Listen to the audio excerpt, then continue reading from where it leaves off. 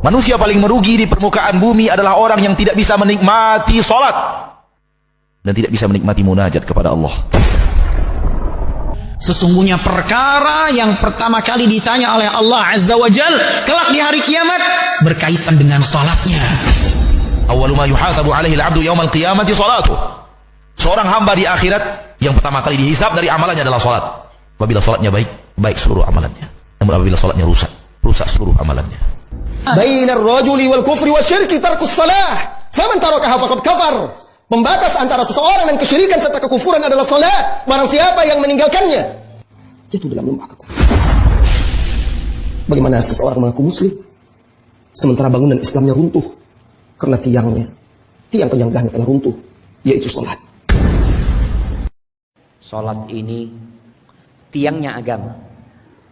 Kalau nggak ada, ambruk.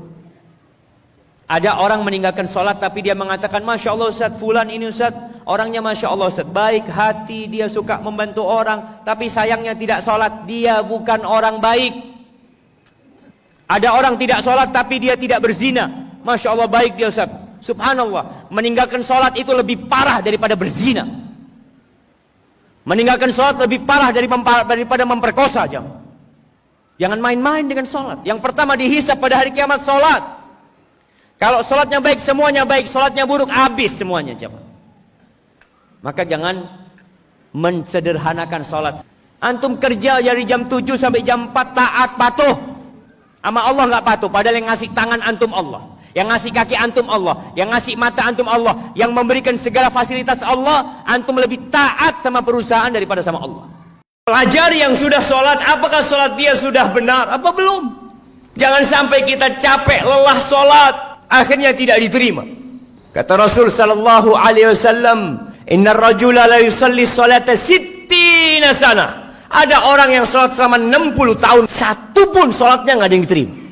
Yutimmu ruku'ahu wa la yutimmu sujudahu. Yutimmu sujudahu wa la yutimmu ruku'ahu. Sholatnya asal-asalan. Sujudnya sempurna, rukuknya nggak sempurna. Rukuknya sempurna, sujudnya nggak sempurna. Yang penting saya sholat. Lah. Di surat Al-Ma'un Allah katakan fawailul lil musallin. Celaka orang-orang yang sholat. Apalagi yang tidak sholat. Karena ada orang yang sholat tapi dia riya. Tapi dia tidak peduli dengan waktunya, tidak peduli dengan rukun dan syaratnya. Di antara hal yang mempengaruhi ibadah salat adalah tata cara salat. Tatkala Nabi memotivasi kita salat seperti Nabi, berarti kita berusaha salat seperti yang Nabi lakukan.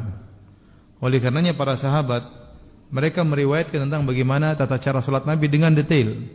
Dengan detail tentang cara duduknya, cara tasyahudnya, bagaimana rukuknya, bagaimana sujudnya, bagaimana berdirinya, di mana tangan diletakkan, bagaimana tasyahudnya, kapan duduk iftirash, kapan duduk tawarruk.